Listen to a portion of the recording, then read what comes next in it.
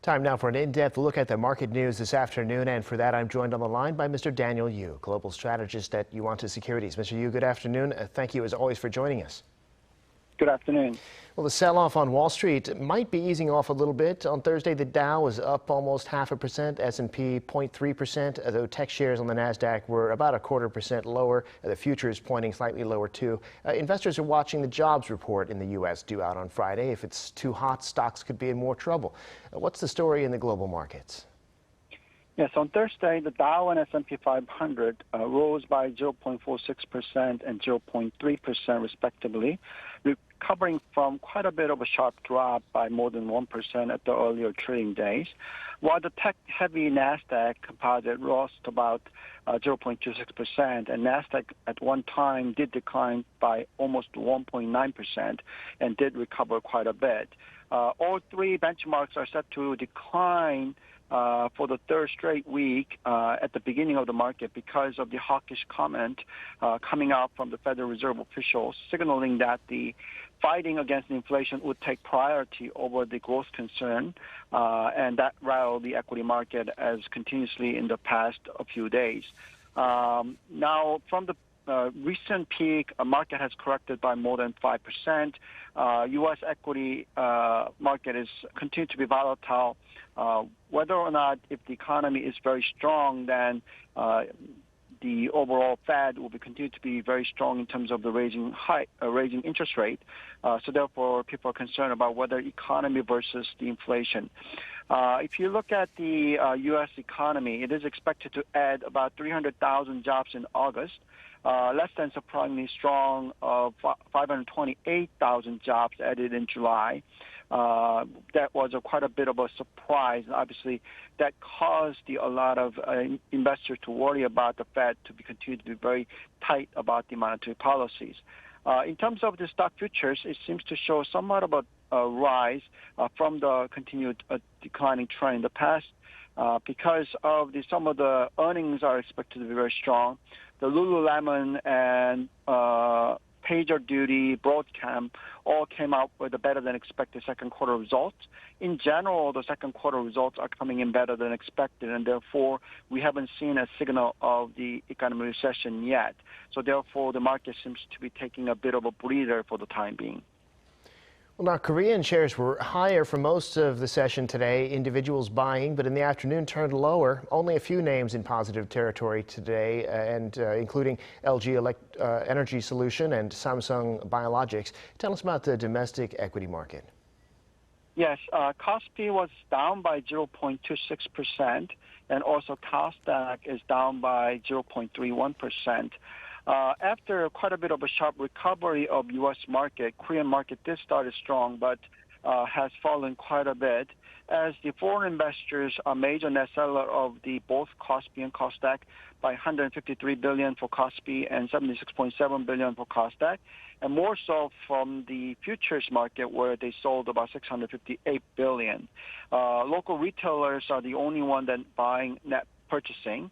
And institutional investors also sold Kospi market by about 131 billion, while the Nasdaq they bought about 10 billion or so. Clearly, this is because of the uncertainty about economic growth rate. We did see the export growth rate slowing down at a fast speed to 6.6% year on year in August from the 9.4% rise in the month earlier. Market consensus was 5.5% growth, so it did reasonably okay. But nevertheless, it is falling as economic recession for the global scale might be coming, and that's what people been worrying about. Also, if you look at the S&P Global South Korea manufacturing PMI numbers, it dropped to below 50, and actually further down to below 50 to 47.6 in August. It was 49.8 in July.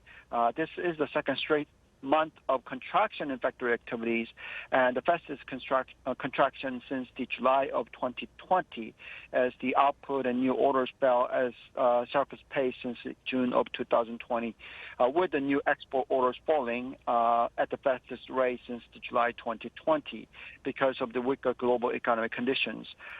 Clearly, the major declining sector continues to be the semiconductor, where the export growth rate sharply falling from the uncertainty in the global market.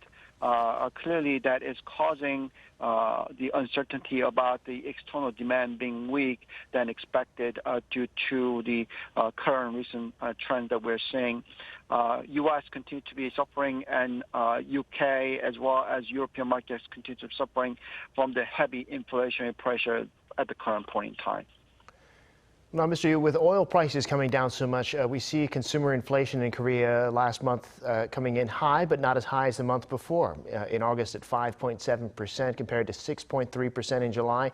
Though it does seem also like the exchange rate today at yet another new high could be a factor that could make goods more expensive for people going forward. What do you see happening with inflation? Yes, if you look at the consumer price of South Korea, it has risen by 5.7% year-on-year in August 2022. That slowed down from the 24 years high of 6.3%, which registered in July. And it is below the consensus forecast of 6.1%. So it seems to be doing a gradual declining trend as the energy and food prices start to decline from the elevated levels. The country's annual inflation rate also slowed to first time since January and marked the slowest pace in the 3 months. This could reduce some pressure on the BOK, which was the fastest central bank to begin its tightening cycle last year and delivering its first ever 50 basis point rate hike to 2.25 in July. And now it has risen to 2.5%. So clearly, the BOK is going to follow the suit of what Fed does. Fed current rate is at 2.25%. They expect to raise it to as high as 3% at this time, which means that the rate needs to be risen by more so in the future. In any case, that means that the demand in the domestic side could be becoming weaker, and that would cause the inflation pressures to go down a bit. But nevertheless, as you said, the currency depreciation is continuing to be happening, which means that import prices are going to rise, and that will cause effect to have higher prices. All in all, we will see continuously elevated level of inflation over the next several months. But nevertheless, the trend should be a gradual declining trend, and BOK will be in a position to further raise interest rate in the future. Got it. All right, Mr. Yu, we'll have to leave it there for today. Thank you as always for coming on the program. Appreciate your insights. Have a great weekend. Thank you very much.